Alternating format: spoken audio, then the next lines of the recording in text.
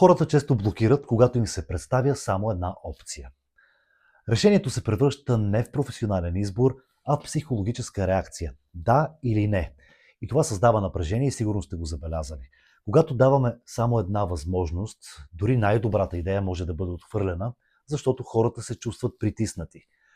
Решението не е в самата идея, а в начина, по който я предлагаме. Затова езикът има значение. Ефектният подход е да даваме две опции и да ги формулираме като естествен избор.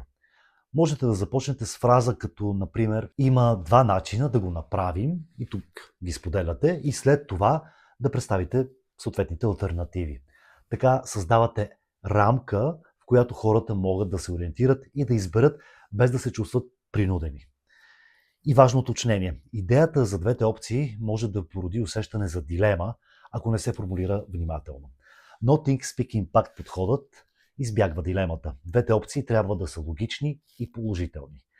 Идеята не е да кажете, примерно, да направим това или да не направим нищо, а точно обратното.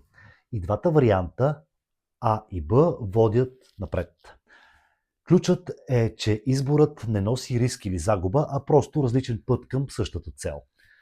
И двете опции са логични, а хората избират сами. Този подход постига няколко неща едновременно. Първо, елиминира напрежението, защото никой не се чувства притиснат да каже да или да побърза. Второ, създава усещане за контрол в отсрещната страна, защото хората избират между две реални възможности, вместо да приемат вашата. И трето, ускорява вземането на решение, защото рамката на избора е ясна и лесна за обработка. Така езикът става инструмент за синхронизиране на мисленето и насочване към действие. Същият принцип работи не само за вътрешни екипи. Когато представяте идея пред инвеститори или партньори, дори малка промяна в езиковия код може да реши съдбата на проекта. Вместо да кажете, например, че трябва да инвестирате в това или в онова, по-добре предложете два логични сценария. Казвате нещо от сорта, че можем да започнем с пилотна версия за един екип или да тестваме продукта за малък сегмент от пазара първо. Това не само премахва напрежението, но и показва, че сте мислили стратегически за различните варианти. Важно е също така да комбинирате този подход с леката спешност. Натискът убива доверието, но леката спешност движи напред. Така хората не се чувстват притиснати, а виждат ползата от действието.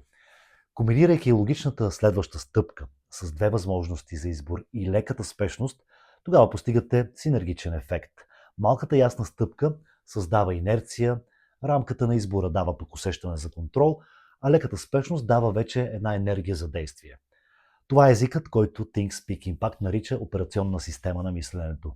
Думи, които не просто описват реалността, а я създават. Малките думи могат да създават голямо движение. Формулирайте следващата стъпка, предложете две логични опции и добавете леко насърчение за действие. Оставете инерцията тогава сама да работи. Така екипът ви ще действа, идеите ще се реализират, а промяната ще започне да се случва от само себе си. Това е Think Speak Impact подходът, езикът, който е инструмент за мислене, действие и реализиране на идеи. Малки стъпки, леко насърчаване и голямо движение.